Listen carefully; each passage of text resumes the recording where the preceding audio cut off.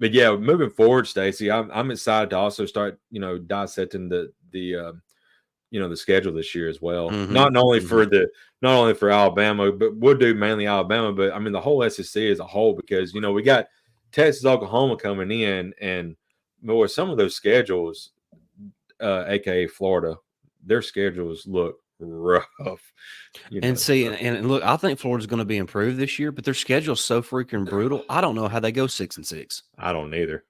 I mean, that the last 5 games, they've got to win probably 2 of those. And I think the last 5 consist of Florida State, LSU, Georgia. I can't remember who all, but I mean, I'm fixing to pull it up real quick. Yeah, it's the last 5 is rough. Yeah, they first of all, they open the season hosting Miami, and it's at freaking 2:30 in the afternoon. You imagine how hot it's going to be August 31st at 2:30 in the afternoon in Gainesville? That's going to be miserable. It'll be 100 degrees with 85% humidity. Yeah, for real. But my SEC games, A&M, Mississippi State, Tennessee, Kentucky, Georgia, Texas, LSU, Ole Miss, Florida State to wrap up the season. My God. Listen to this stretch. From November 2nd to November 30th, they play home against, or neutral side against number 1 Georgia, at number 4 Texas, home for number 12 LSU, home for number 6 Ole Miss, at number 15 Florida State. Good God.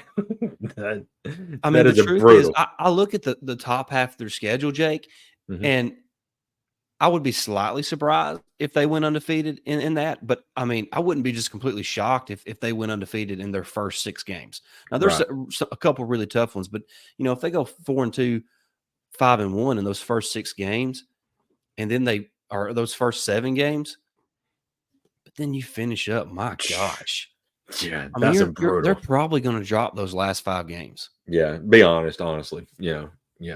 I mean, they're not better than any of those teams. I mean, you might catch a couple off guard, and there's a lot of variables. Some injuries could happen, and some of those teams kind of fall off a little bit. But you're right, Jake. That schedule for the Florida Gators and Billy Napier is just brutal. Then you put in this whole Jaden Rashada situation off the field, and my gosh, just Billy Napier has got his work cut out for him in 2024. He does. It's going to be interesting to see how it plays out. But I'm interested to see how, it all works itself out, bringing in Texas, Oklahoma, not only in, football, but in the other sports as well. I mean, I went ahead and said it. I said, well, we just had 2 SEC teams fighting for the softball championships this past, Oklahoma won it, of course, because they're a freaking dynasty if there ever was one in softball. It's incredible what they've done, not only in the last 4 years, but previous years as well. Patty Glasgow's probably going to go down in history as probably the best softball coach in history. Oh, yeah. And but you implement them, and this makes not only football more of a challenge, but every sport when you bring those in, because we just talked about Oklahoma, and Texas is actually the number 1 team in softball.